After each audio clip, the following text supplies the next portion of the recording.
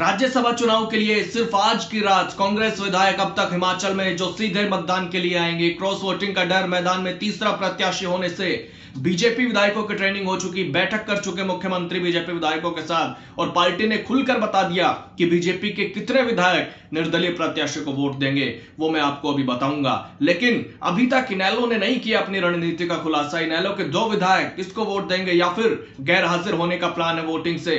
लेकिन एक और बड़ा सवाल, क्या कुछ अलग परिस्थिति भी बन सकती है राज्यसभा चुनाव में? क्या कोई ऐसी सिचुएशन भी हो सकती है कि किसी का वोट रद्द हो जाए? क्योंकि 2 सीट, 3 प्रत्याशी, दिलचस्प इलेक्शन और महज चंद घंटे बाकी।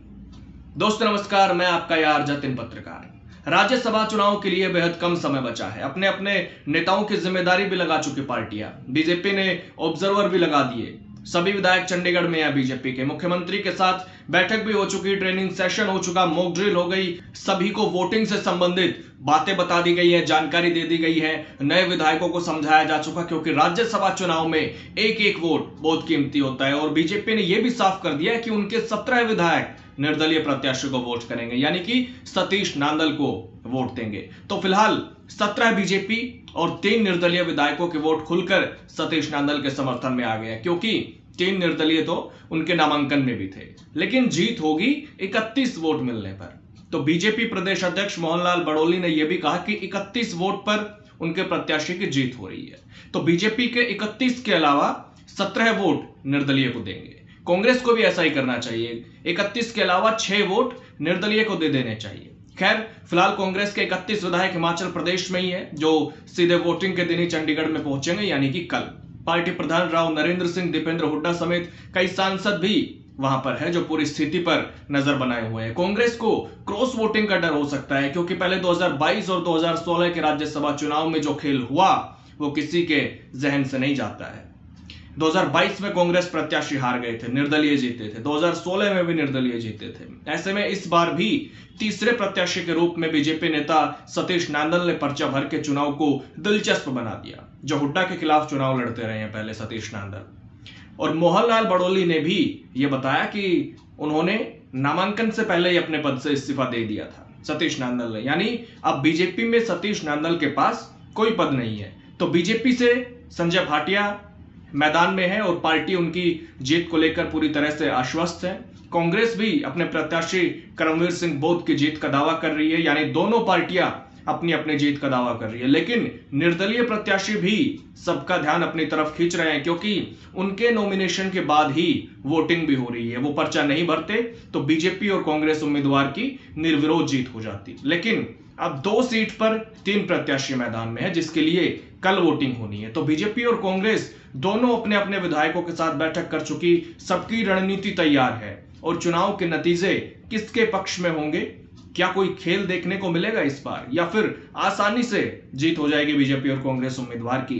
क्योंकि कांग्रेस भी एक एक कदम फूक फूक कर रख रही है। अधिकतर विधायक हुड्डा खेमे के हैं, शैलजा जरूर एक्टिव नहीं दिख रही है, लेकिन करमवीर सिंह बोध ने उनसे भी दिल्ली में मुलाकात की थी। तो हुड्डा के लिए भी ये चुनाव नाक का सवाल होगा, क्योंकि अगर कुछ भी गड़बड़ हुई तो आलाकमान की नाराजगी उनको झेलनी पड़ सकती है इस बार। इसी को देखते हुए दीपेंद्र हुड्डा भी विधायकों के साथ हिमाचल में फिलहाल। तो कांग्रेस में पूर्व सीएम और नेता प्रतिपक्ष भूपेंद्र हुड्डा का प्रभाव अभी भी मजबूत माना जाता है। इसके साथ ही किस कांग्रेस विधायक ने किसको वोट किया है, यह भी हुड्डा और जो प्रभारी है हरियाणा कांग्रेस के बीके हरिप्रसाद, वो देखेंगे।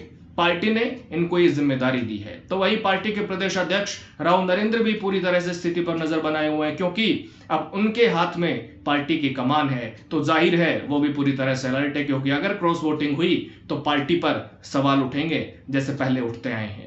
ऐसे में आंकड़े बिल्कुल साफ है, बीजेपी के पास 48 विधायक है और उनको अपना उम्मीदवार जिताने के लिए चाहिए 31 वोट। तो 31 वोट के बाद बचते हैं 17 वोट। दूसरे प्रत्याशी है कांग्रेस के, उनके पास भी पर्याप्त वोट है, पूरे नंबर है कांग्रेस के पास, 37 विधायक है और जीत के लिए चाहिए 31। लेकिन निर्दलीय प्रत्याशी मैदान में आ जाने से क्रॉस वोटिंग की चर्चाओं को बल मिल जाता है। और सवाल भी कांग्रेस पर इसलिए उठते हैं क्योंकि पिछले चुनाव में क्रॉस वोटिंग होती देखी गई है, जो मैं कई बार बताता रहा हूं आपको। अक्सर मैंने 2022 और 2016 चुनाव का जिक्र अभी भी किया, पहले भी किया है। तो निर्दलीय प्रत्याशी की जीत बिना क्रॉस वोटिंग के संभव नहीं है। ऐसे में अब उनके साथ बीजेपी के बचे हुए 17 वोट प्लस 3 निर्दलीय विधायकों के वोट जो बनते हैं 20। अब उनको जीत के लिए चाहिए 11 वोट और। या तो कांग्रेस के 11 विधायक क्रॉस वोटिंग करें तब ये जीत संभव है, या फिर इनेलो क्या फैसला करती है उस पर भी निर्भर रहेगा। अगर इनेलो निर्दलीय को वोट देती है तो 2 वोट और जुड़ जाएंगे, फिर कांग्रेस के 11 की बजाय 9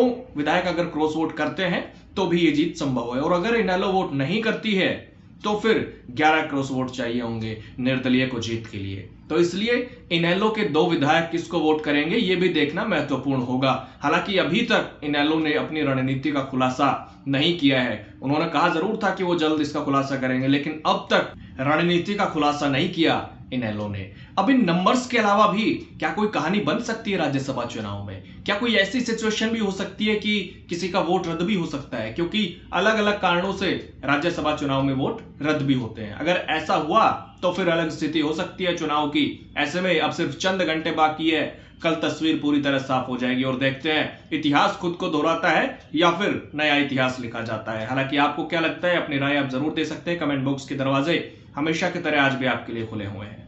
नमस्कार।